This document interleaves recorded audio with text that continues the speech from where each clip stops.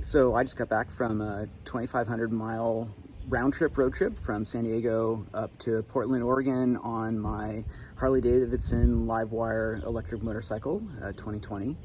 And there really aren't very many accessories that Harley makes for the bike, and so I wanted to just show what my setup is.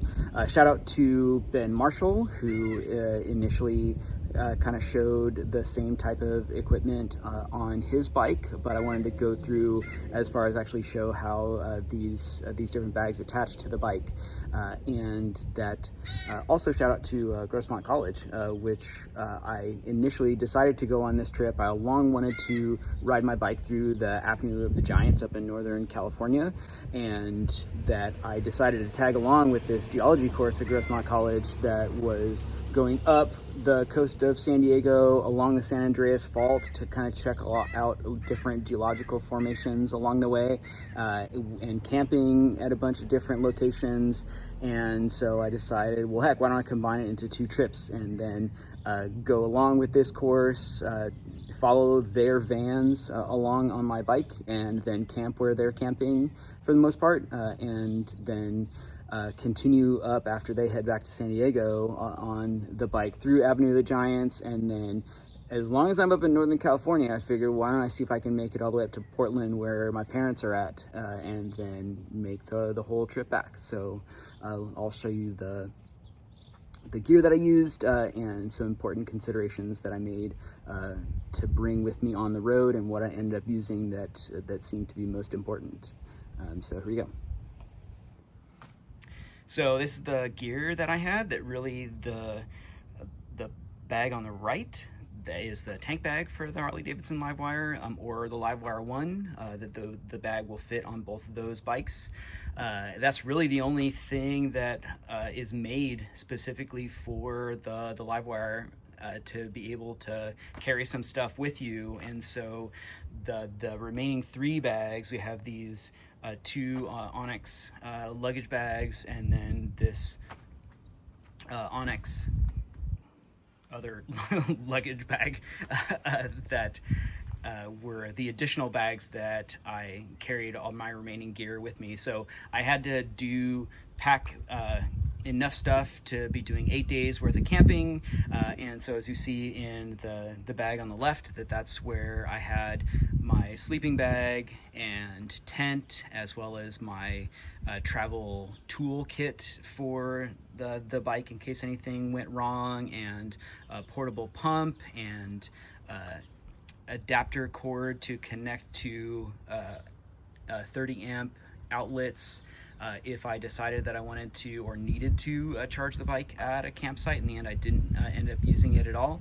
And then essentially the 2 bags on the side was, I carried an extra pair of shoes for hiking around if there were days where I was not going to be riding on that day, and then otherwise carried essentially change of clothes and toiletries. And then in the tank bag, and had a little REI chair if I wanted to sit at charging stations, plus a water bottle, and then a couple other small things.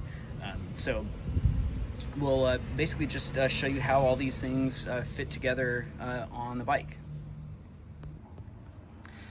So for attaching these bags on the side of the bike, that took advantage of the fact that they came with these little connectors here, and this is what I used to attach it to the frame.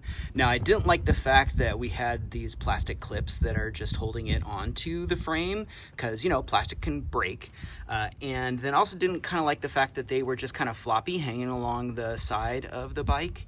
And so what I took advantage of was that this luggage comes with these D-loops on the end, and then also that they have these 2 sets of clips on the side that you can use to attach things to it. Like I can imagine that if I wanted to, I could attach my sleeping bag onto this and you know, attach it tightly to this, or even a tent outside the bag if that's what I wanted to do.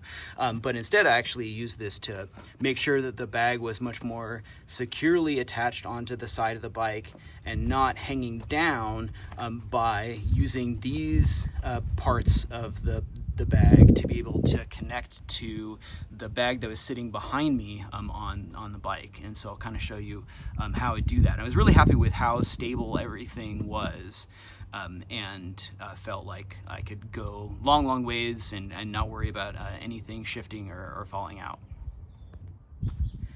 So for attaching this larger bag onto the bike, that I used these straps here, which came from Harley, and I attached them to the frame near the front. And then there are these other smaller straps that I got. I think I got this other Harley tank bag or rear bag that doesn't fit as well, but these straps came with it. I think I just got off some guy on eBay or something like that. So, you know, you could just essentially get 2 of these sets of straps and do the same thing. And so as I mentioned, that we use the D-loops on the side bags there, and then I'll connect them to these D-loops on both sides of this larger bag, and then that's how we'll do the initial securing this bag onto the back of the bike. So here's the bag just loosely attached onto the bike.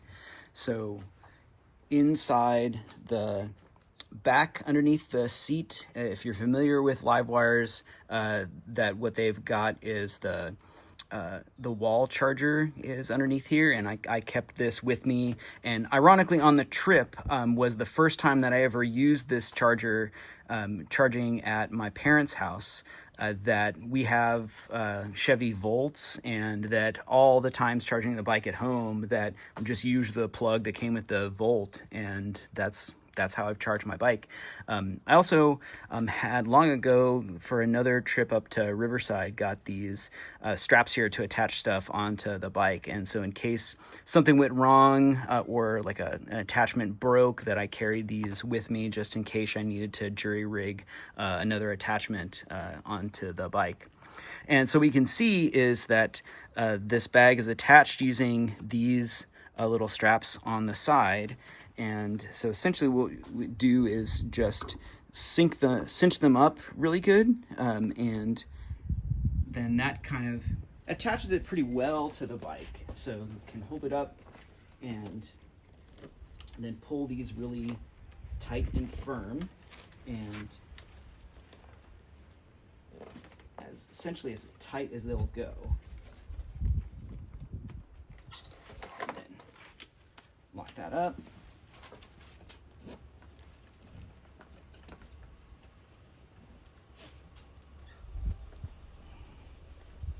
And then once those are secured, then essentially we'll just roll up these remaining lengths of strap and then tuck them inside here underneath the seat. And then do that for both of the bags, and essentially attach them this way just to get them initially attached onto the frame of the bike.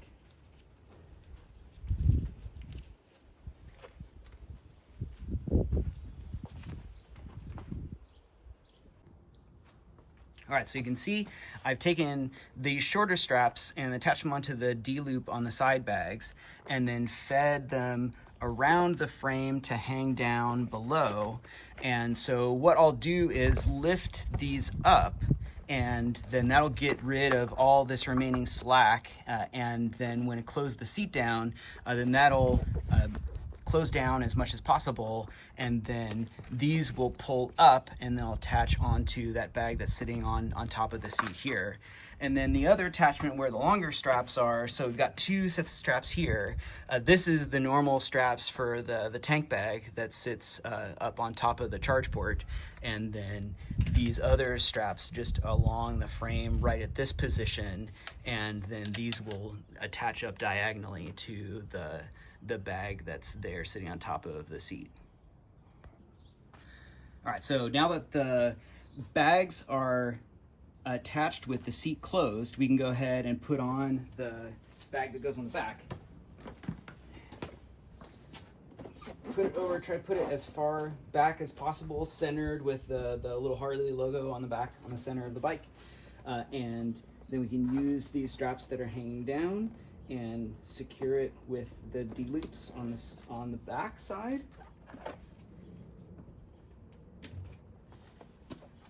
And then we can come around on the front side and do the same.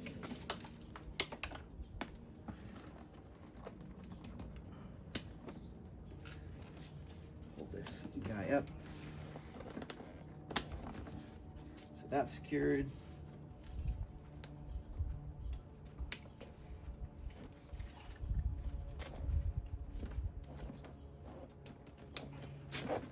All right, and so then it's secured there both on the front and the back. But then, like I said, I don't like how these are a bit floppy. So what this bag also has is these other attachments here. You know, same thing, you could attach a sleeping bag onto this, or like a yoga mat for sleeping on, whatever you want.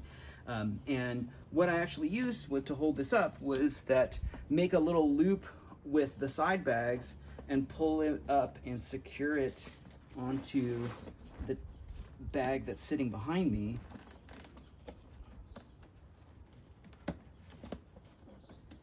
Like this, so it helps hold these up. And so I can do that on both sides.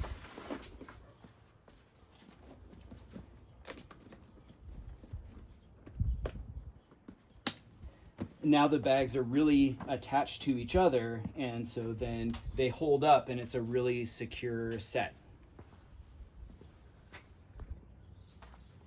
And another thing you can mention is that these little loops here have these floppy extensions that are just hanging out that could be flying in the wind. And I like that there are the little Velcros at the end, and so you can use this to secure it in place around the excess that's there. And then what I liked to use with this longer bit was that actually just wrapped it around the whole way up.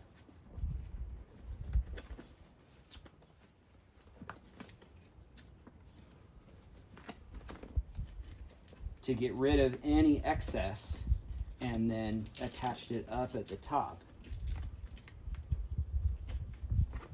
And then just did that on all sides, and now it's a nice kind of clean fit all along the sides. And then do that for all 4 of these on either sides.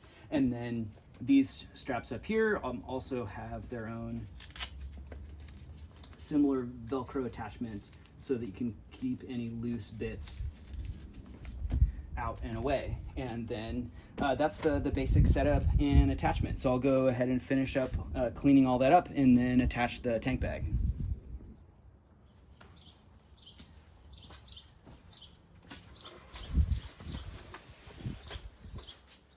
All right, you can see how everything is pretty cleanly wrapped up and attached on here, so there's nothing that's sitting there flopping in the wind.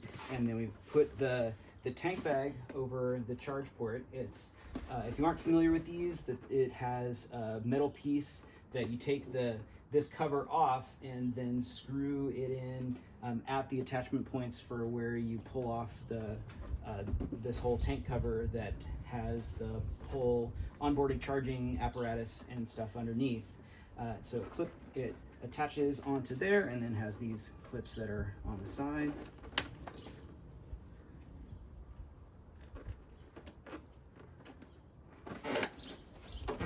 It's all set and secure to go. So among the things that I would use this tank bag for is I would store a hat on there, and then I had a little notebook that, especially for the way back coming down the 5 from Portland to San Diego, is that I really wanted to put a better route planner to the test. And so I made notes of what were the charging locations that a better route planner suggested, and what it predicted would be how much battery I would lose along the way, and did expected versus observed comparison between the two that I'll report the data that I got from that on. But then I had a water bottle that would fit inside there, and I also had another water bottle that I'd actually stuff in this place behind me that had a little strap that I would just attach into here. But I left that with the group that was returning back to San Diego in one of the vans when they dropped me off at my bike to pick it up. And so I left it with them, so I was just down to this one water bottle that I carried with me. And then I didn't use it too often, but if I was going to be sitting at a charging station for a bit and there wasn't like a Starbucks or McDonald's or something to go by and get something to eat that have this neat little chair that collapses that I got from REI that fits inside the tank bag, and then that's just sets up with a little stool for something to hang on to. So along with, I have like a Insta360 cam that I used for shooting some of the footage through the redwoods, and a backup battery and some snacks and stuff like that, and a headlamp for camping, and then all of like my device charge cords all fit nice and neatly into there. And I mean, then really that's a lot of the stuff that I used on the trip. Fortunately, I didn't need to get into the repair kit that I'd gotten from Cycle Gear, or even that additional cord that I could use to plug into RV camping sites. So it's got this 30 amp connector that then connects to the regular charger that's underneath the seat. But I did use this cute little pump. So battery operated pump. It's got a light, and then also has the ability to serve as a backup phone charger if needed. And that I used it several times along the way just to check my tire pressure, and pump it up as needed. And for the whole 2 weeks, that largely the tires did a pretty good job of holding the PSI. And so it was really just on the last day, headed back to San Diego, that gave it a last increase in tire pressure with this little pump here. But it worked great. Yeah, and so here's the final setup of what it looks like from the back. You can see that these side bags are nice and secured, not really going to go anywhere because they're attached not only to the frame of the bike, but then also attached to the bag that's on top, which again is also attached to these side bags and to the frame. So we have double sets of attachment to make sure that everything is secured.